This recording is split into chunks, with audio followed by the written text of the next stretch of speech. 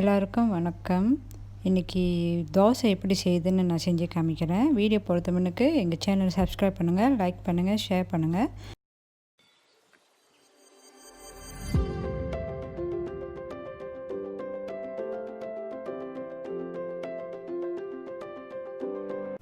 உளுந்தையும் வெந்தயத்தையும் நல்லா கழுவிட்டு சுத்தமாக ஊற வச்சுருங்க. சுத்தமான தண்ணியில் 4 ஹவர் ஊற வைக்கணும், இல்லைன்னா ஒரு ராத்திரி ஊற வைக்கணும்.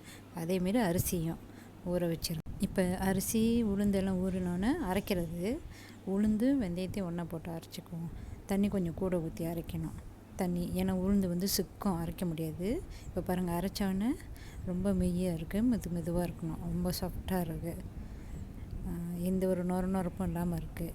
இந்தமாரி இந்த பதத்துக்கு நம்ம அரைச்சிட வேண்டியதுதான். உளுந்து அரைச்சி முடிஞ்சோன்னா இப்போ அரிசி அரைக்கணும். அரிசிக்கு ஒரு பிடி சோறு, பழைய சோறு போட்டு தண்ணி குறவா ஊற்றி அரைக்கணும். இப்போ பாருங்கள், நம்ம அரைச்சோன்னே அந்த குருணை அரிசி இருக்குது, அந்த குறன்னு இருக்கணும். அந்தமாரி இல்லாமல் ரொம்ப நேகாக அரைக்கணும், ரொம்ப மெய்யாக அரைச்சி எடுத்துருங்க.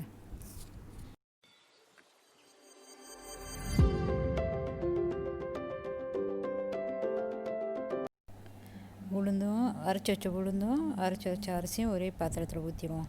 பெரிய பாத்திரமாக பார்த்து ஊற்றி அதை நல்லா அடித்து வைக்கணும். உப்பு போட்டு அடித்தாலும் ஓகே தான். உப்பு போடாட்டினாலும் நாளைக்கு தோசை சுடுறப்ப நீங்கள் உப்பு போட்டுக்கலாம். இப்போ நான் உப்பு போடலை. நல்லா ரெண்டையும் கலந்து கையில் நல்லா அடித்து வச்சுக்கணும். இந்தமாரி நல்லா கொஞ்சம் வேகமாக அடித்து கொஞ்சம் நேரம் போல் அடித்து வச்சா தான் அது பிடிக்கும். இந்தமாரி அடித்து வச்சுருங்க. ஒரு 8 ஹவர் இல்லைன்னா ஒரு ராத்திரி மாவு நல்லா அடித்து வச்சோன்னே இப்போ மூடி போட்டு வச்சுருவோம். ஒரு ராத்திரி இல்லைன்னா 8 ஹவர், அதுக்கு அங்கிட்டு தான் அந்த மாவு பிடிக்கும். அப்புறம் திறந்து பார்ப்போம். இப்போ பாருங்கள், மாவு நல்லா புளிச்சு வந்துருச்சு. நான் உப்பு கூட போடலை, அதை நல்லா புளிச்சு வந்துருச்சு. இந்த பதத்துக்கு வரணும். இந்தமாரி வந்துருச்சுன்னா தோசையும் சரி இட்லியும் சரி நம்ம இதில் செய்யலாம், நல்லா வரும்.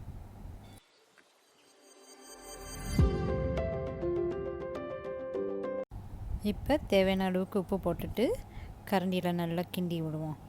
நல்லா கிண்டுவோம். இந்தமாரி பாருங்கள், இது ரொம்ப திக்காக இருக்குல்ல, நல்லா கிண்டணுமா கொஞ்சம் கரைஞ்சிரும், கொஞ்சம் தண்ணியாக வந்துடும். அப்புறம் உங்களுக்கு வேணும்னா தேவையான அளவுக்கு தண்ணி ஊற்றி, தோசை சுடணுன்னா கொஞ்சம் தண்ணியாக வரணும். இட்லி சொன்னால் இந்த பதத்துக்கு போதும். இந்த பதத்துக்கு எடுத்து நீங்கள் இட்லி போட்டுக்கலாம். அப்படி உங்களுக்கு தோசைக்கு வேணும்னா கொஞ்சம் தண்ணி ஊற்றி நல்லா கிண்டி தோசை சுடலாம்.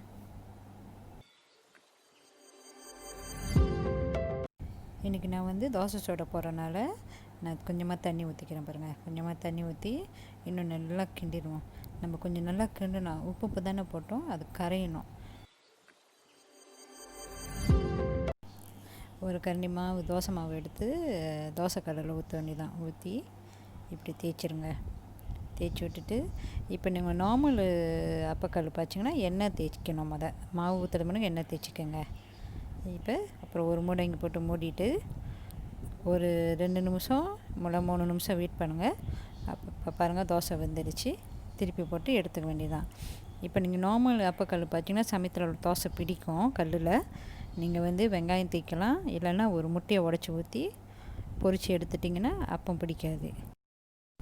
இப்போ சீனி தோசை எப்படி போடணும்னு செய்கிறேன் பாருங்கள். மாவு ஊற்றி இப்படி நல்லா தேய்ச்சிக்கணும்.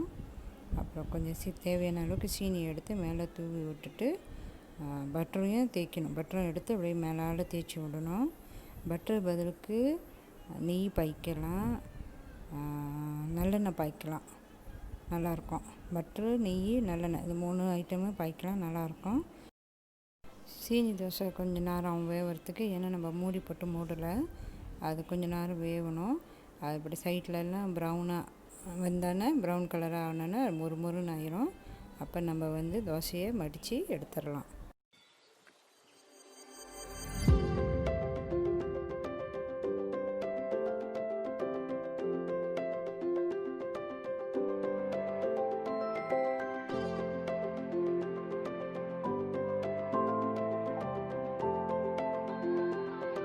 இப்போ பாருங்கள், சைட்லலாம் அப்படியே ப்ரௌன் ஆயிடுச்சு. இதுமாரினா வந்துருச்சு. இப்போ நம்ம தோசையை மடித்து தோசை எடுத்துருந்தோம். தோசை ரெடி ஆயிடுச்சு சாப்பிட்றதுக்கு.